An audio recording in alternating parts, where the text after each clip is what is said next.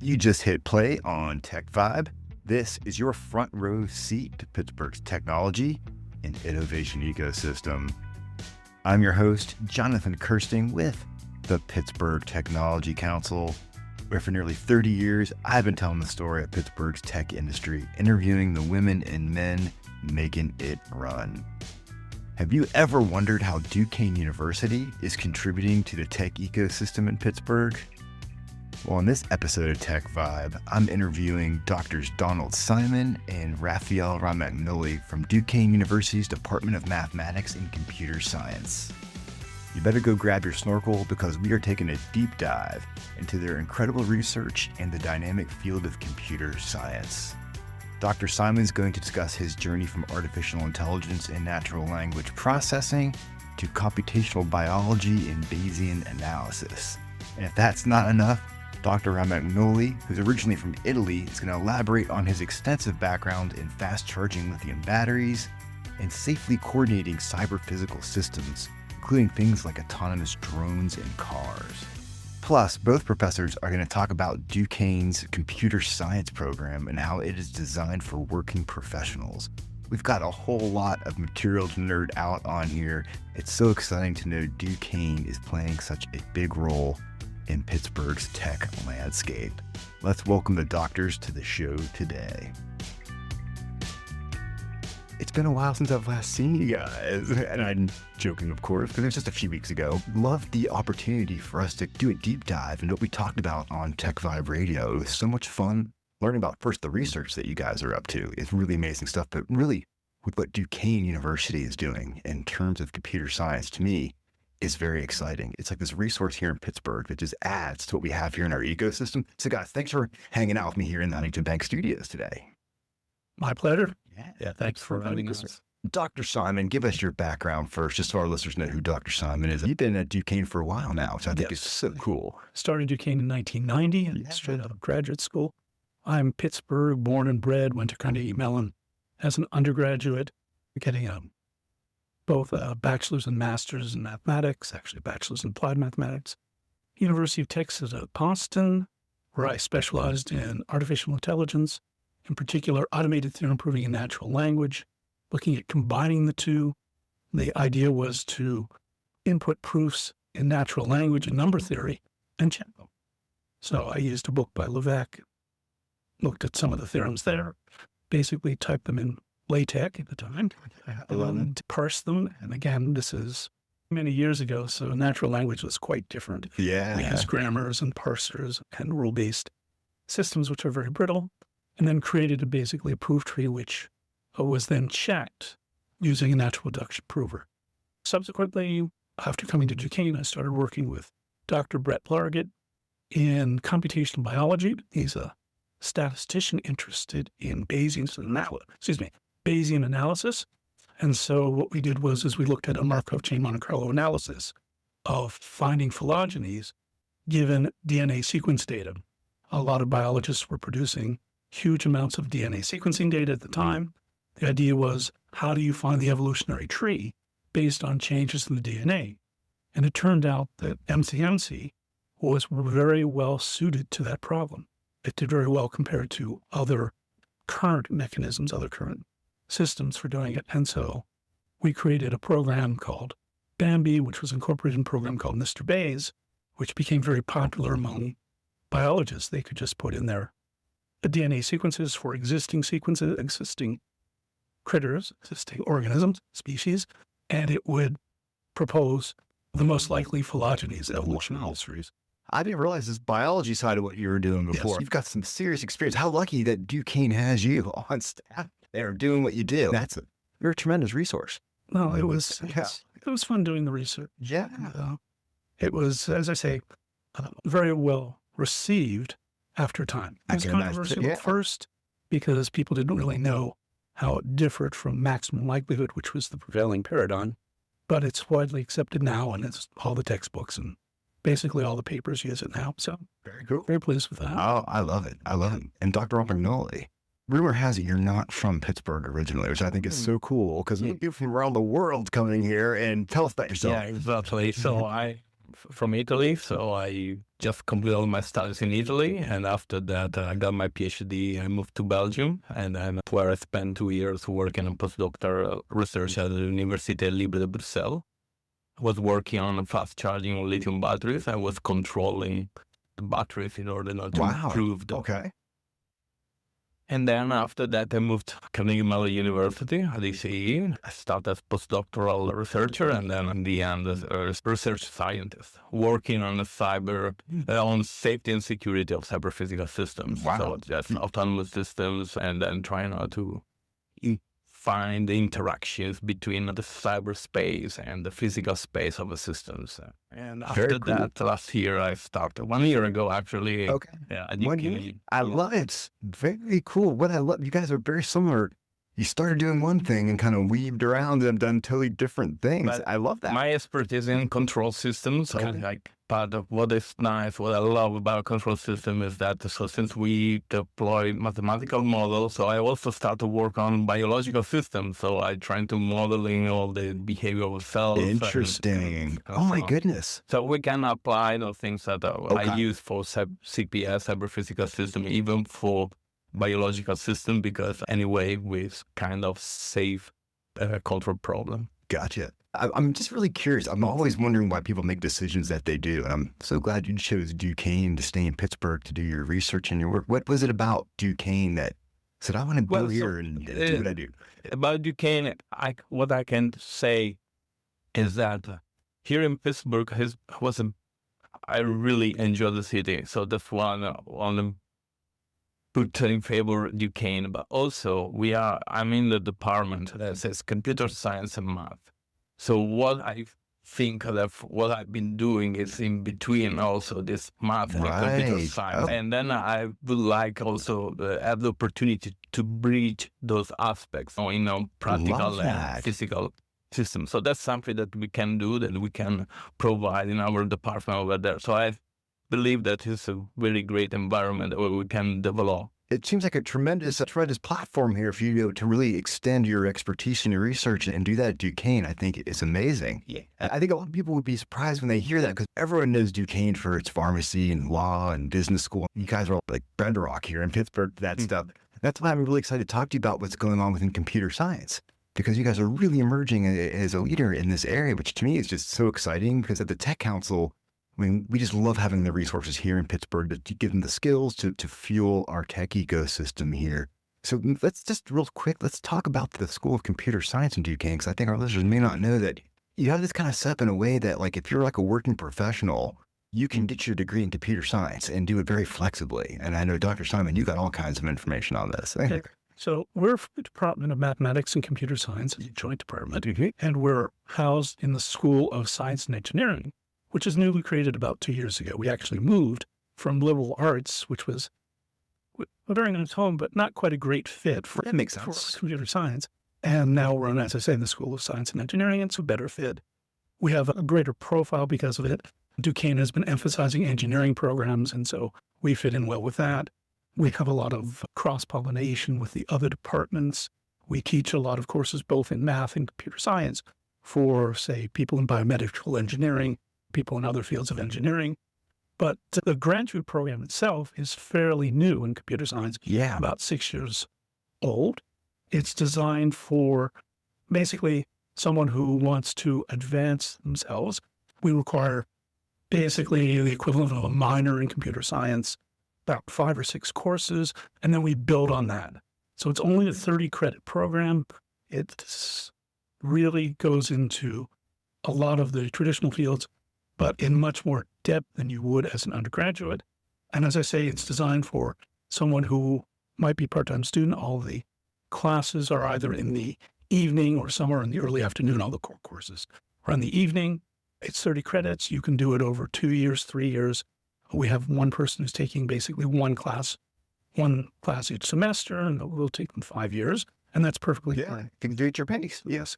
I love the flexibility in that. If you're a traditional student who graduates and just wants to get a master's, you could probably do it in 1.5 years. Wow. Okay. But certainly 2 years. Gotcha. And that's it. So it covers basically the full range of computer science, from databases, AI, web design, algorithms, theory, basically anything you'd find in a computer science course. Yeah. There we have, if you're interested in AI, we have a traditional AI course, a survey course. We have a course in machine learning. We have one in natural language processing. Okay. There's So- some key components going. I feel like you can roll through this program and you graduate with a bandolero of some skills that you can pull from and then develop and grow into a really cool career as far as that is. And the flexibility and at nighttime and the fact that this is all happening in basically your downtown campus.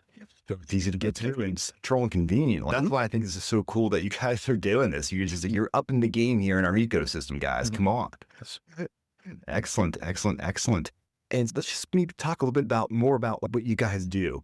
I love the fact that, first off, Dr. Romagnoli, what you're working on. Look, can we just nerd out a little bit about some of the stuff that you're working on? I mean, you got the cybersecurity side of things going on. Yes, physical systems. So what I'm trying to do, so one of the main area was how to ensure safety and secure the cyber physical system. Yeah. So now imagine, so maybe it happened every one of us now when we have some issues with like computers or any other phones.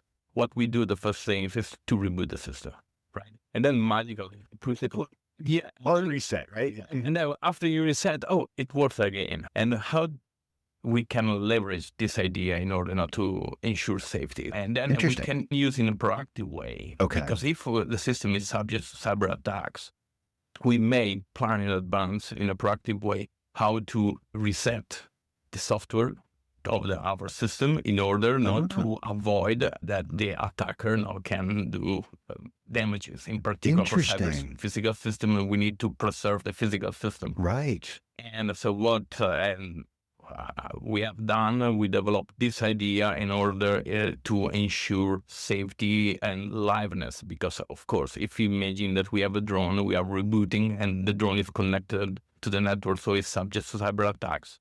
And we periodically reboot it. We need to guarantee that the drone also has to accomplish the mission. Exactly right. And so we, together in our research, we found a way we can ensure safety, but also liveness, so the drone could fly, could do the mission. That is what I'm talking about. That was one aspect of my research. Okay, very cool. And so then, what after you go through some research like this, like how do you then propagate out from there? Like, where does the research go from this point?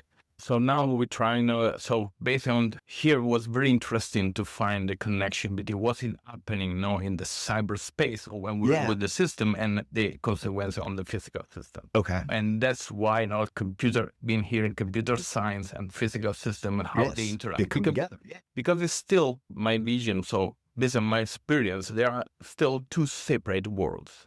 Instead, now they are going together. They're merging together, yeah. And exactly. So we need to find a way that even people in computer science should know something about the physical system as well as people that they work on cyber need something in computer science. You got this like Venn diagram going on. You put the two together and you get that part in the center there where the sweet spot is. Imagine now before we were talking about biking, let's talk about driving. Okay.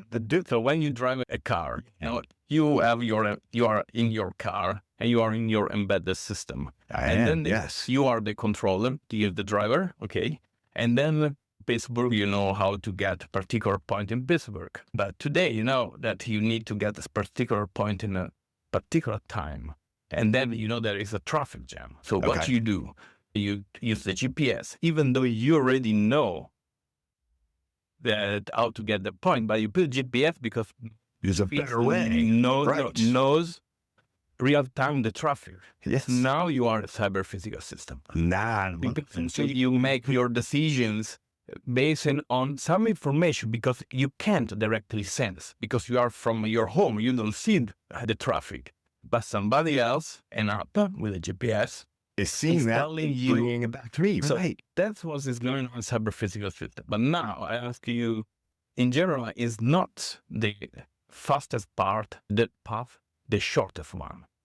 So the GPS can give you the fastest path, but it's the longest. It's the longest path, right? If you run out of gas. Okay. So in this situation, your app needs to enter in your embedded system and knows more about your car. Gotcha. And that's what the issues may happen because now an external app connected to the external world, Okay. can enter into your car, your system, Yes. and then can get some information, and then you don't know what's going on. So And you got to make sure that's secure. And you also have to make sure that when it's in there, it can actually read the data and interpret it and then make a decision on that, right? Exactly. Yeah. But then that's the question. That's what we need to pay attention what's going on in order to ensure safety. So we know that with the frame of cyber physical system makes your life easier, because now you can get to your point by time. 100%. But we need to also protect our embedded system. And you have to protect that at the same time. That's a great way of really crystallizing this. And you're making driving sound a lot more fun now, too. So many times they say, oh, why I'm selecting this route? No, because Exactly. Interesting stuff. Now, rumor has it you're going to be presenting a paper in Colorado. Yes, I'm going to the American Control Conference in Colorado. I have a paper to present. Okay. And this way, I'm going to talk about the connection between control system and biological system. Okay. In particular, so yes, I'm studying, so I started in collaboration and with the University of Pittsburgh about cancer immunotherapy. And I started to model the tumor cell and the CAR T cell. There's cells that they can kill the tumor, and then I put together a control-oriented model. Then we can. What we want to do is to study the property of this model in order not to ensure, for example, tumor clearance. Interesting. I love from it. another perspective. So from the math perspective, it's still we are still in the beginning, but probably you got to start. Yeah. And I love the fact that you're presenting. So, Dr. Simon, yes. I was just actually thinking about what he was saying. Okay. And I really do like this thought that you're part of a cyber physical system when you're driving a car. The downside in my case is my car really resents me when I'm driving, as it clearly thinks it can drive better than I can.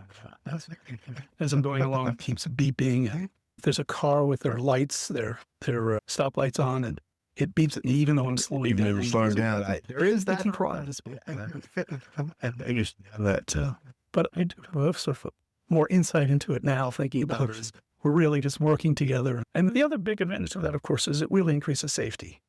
Well, a person themselves and the car by themselves, or some people might argue the car by itself is not quite okay, but the person's okay, but together it really does provide a thing. But if you think so when we have communication between systems, we can really do a lot of things because we don't need to observe, to be there to make a decision. Something else you can trust it, it can connect. But now you see it's a very fragile system, because if the information are corrupted, is corrupted.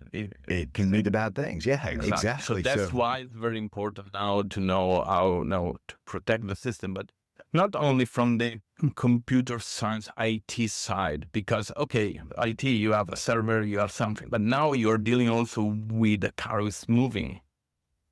And making this more and more complicated.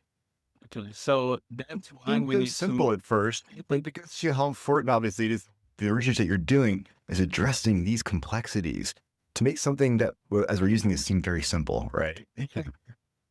Because even when you explain how to drive a car, they say, to stop, turn left. But when you are actually doing that, you need to consider that the car needs some distance to stop. Very cool. And then when you turn right or left, there you have certain dynamics. And then, it's getting different. Yeah. This gets me fired up because I think about you're doing this research here in Pittsburgh, which gets me really excited. And Dr. Simon, as you mentioned, you've been here for about 35 plus years. You've really seen Pittsburgh change as a tech town. What are some of the thoughts? And you've been changing right along with it, which I think is just really cool. I've not been changing as much as Pittsburgh, but certainly the tech scene is very different with a lot of startups. Yeah. AI is very big, Duolingo and natural language. That has to be one of your favorite companies, I would assume, with your background and things like that. And to see what Louise has done with that company is pretty amazing. What they're doing is quite interesting. And we have a number of students who graduate, they go and work for the internship. They intern and they work for AI companies, startups, and others. That's what it's all about. I'm glad you have your computer science school because one more venue for people to get the skills to work for these companies in Pittsburgh. Because if you think about it, obviously Pittsburgh was doing AI before AI was AI. The original research was happening in Pittsburgh in the 80s. It's always a hotbed of artificial intelligence over time. And now in back in the I want to say 50s and 60s. That's when it was, yes. Yeah, and it's actually quite a pleasure to go there. When I went to Carnegie Mellon, I took my first artificial intelligence course under Woody Bledsoe, who was a visiting professor from the University of Texas. And by serendipity, he turned out to be my dissertation advisor. Okay. Yes, Pittsburgh has always been at the forefront of AI, self-driving cars, certainly. All the Used good to see stuff. them driving around in Shenley Park, I know. on the golf course. I've become a data point many times within those cars when I'm trying to do a Pittsburgh left on my bicycle in front of them. And, yeah, I'm training these systems. I'm out there helping them. Yes. Putting myself at risk, Pittsburgh left is always risky. especially on a bike in front of a car that's being driven autonomously. Oh, gosh. But I'm willing to do it for Pittsburgh. That's an interesting situation. It brings up the trolley problem, but The trolley problem. Interesting stuff. How do you feel about the future? I look at what Dr. Romagnoli is working on here, and it gets me so excited that this is research that's going to be coming out of Duquesne. And how does that get you fired up? it's amazing what computers can do now. One of the definitions of artificial intelligence is making computers do what they do in the movies. Okay. And I like that. Indeed, yes. So if you think of Star Trek, where you talk to the computer, that was a big thing, and that's what we do now. We have automatic translation, machine translation, really wonderful things. As you mentioned earlier, I think this is before we started. The broadcast it's very helpful in work. You can use generative AI to produce documents, which you then should review, of course. Reviews, they're fine just the way they are. Yes. I recall certain legal documents where they just made up the... We've heard those horror Legal stories. citations. You deserve to be disbarred at that point if you're... I would think would not be hard to fix. It is always check your references. You don't, Hard that be to include, but it's interesting. It's the whole world is in front of us. and it's Yeah. not so easy to tell. Yeah, I want to tell my community in control systems. So probably 10 years ago, they were so we are model-based. We trust model fitting, and then we prove with the math and everything. Okay. Now, with AI is coming. And now if you go to control conferences, there are many sessions where you can go and data-driven approaches to control. So now that's one of the big challenges that we have, because we know that with AI, with machine learning, we can really improve performance of our system. We need to prove that we can guarantee some properties. The system is not going to fail. The system is safe. Okay. But that's the big challenge that we are facing now, more for my community. But but it's not only for our community, because now we are merging computer science and it, because we need to understand. We know the potential that we have with the AI, but also we need to make sure that it's working properly. Exactly. It's because generative is really the first step. Then you do need to combine it with some way of verifying the results. Yeah. I have colleagues who work in formal systems. That's my background. Okay. And they're improving, who are looking at ways of taking the output and then verifying it using formal methods. Interesting. Difficult. See, that sounds, this is like you've got my brain spinning in a couple colder. So the idea is you generate some results from AI, and then you would go into another system that would then just check it. Yeah. Now, what makes that difficult? It seems like that should be something that AI could do. The difference is that automated reasoning and checking things usually requires understanding. Yes. Okay. And gotcha. Generative is very good at mimicking. But not understanding. What That's a cool word. You said mimicking. That's Mimicking, exactly what it comes down to. It's mimicking in so many ways. this to the roots of artificial intelligence. Okay. Turing's paper on the imitation game. Yeah. That's the whole idea. He wasn't so concerned with whether machines were intelligent, but whether machines could appear to be intelligent. By engaging in conversation. We have the appear to be intelligent going on pretty well right now, I think. But then sometimes you go a little deeper and you're like, it's not so much. Turing test. Can a computer program or an artificial entity fool people into thinking it's real? And there was the Loebner Prize, which was $1 million prize for a program which could fool people. That was the test at the time. And it no longer exists because people do it. Yeah, I mean, exactly. an element of Right. certainly doing that. So yes, it's really progressed quite a bit. But again, in some sense, it's mimicry. Very much, yeah.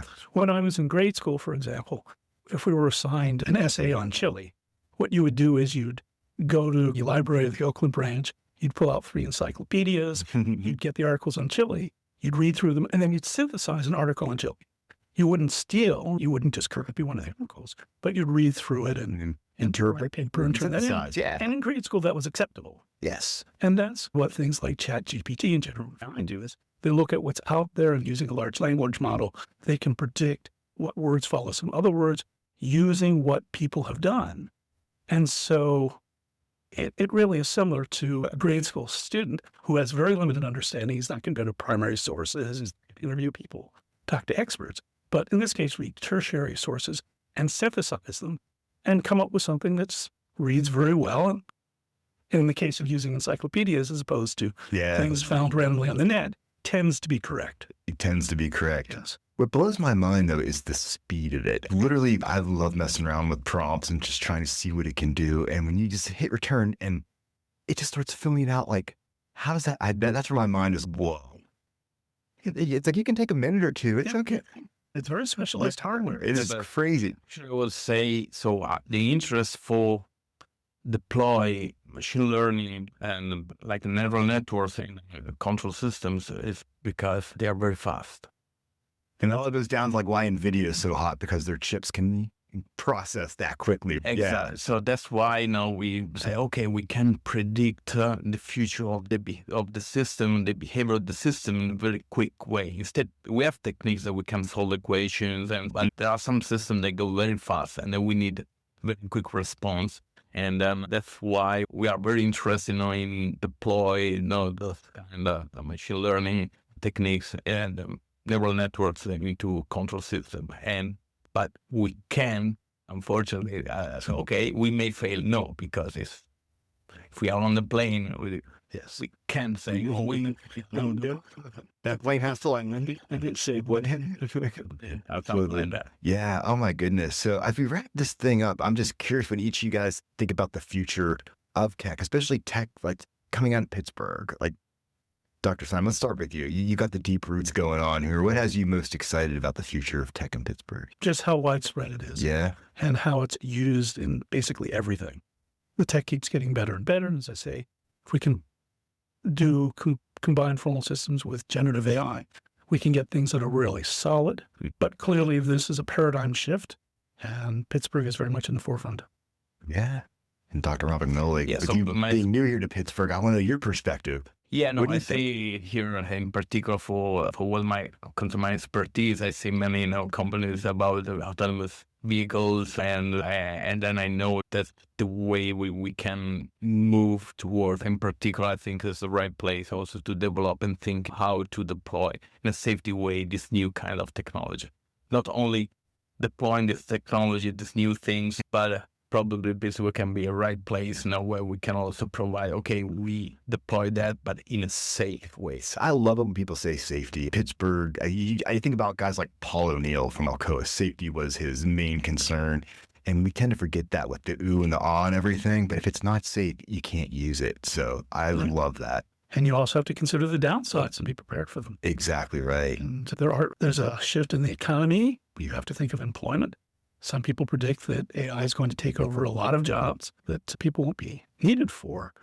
And that's a consideration. It is a very big consideration. And that's what makes these times so interesting, is to have a technology this powerful propagate as quickly as it has. Like a year ago, we kept saying, like, this is, wow, like when the internet really started to come out in the 90s, when people were starting to use it for business and stuff like that. And 30 years later, it's pretty cool, but it was big but slow. This is big and fast, and it's going to be interesting to watch it. And I just love getting some of your insight, both of you, on where you see this stuff heading. It's just fascinating. And what has me most excited is I love the fact that Duquesne did Bedrock here in Pittsburgh is churning out some really cool computer science stuff without a doubt. So guys, thank you for hanging out with me today. So much fun. Pleasure to be here. Thank you. Good stuff. I tell you Thanks what. for having us. I love it. Hey, if you want more content just like this, we love giving you a front row seat to Pittsburgh's tech sector, and Duquesne is in the driver's seat in so many areas. Just keep following us here, and we have new content coming out once, twice, sometimes 3 times a week. It's crazy. Once again, this has been Jonathan Kirsting with the Pittsburgh Technology Council.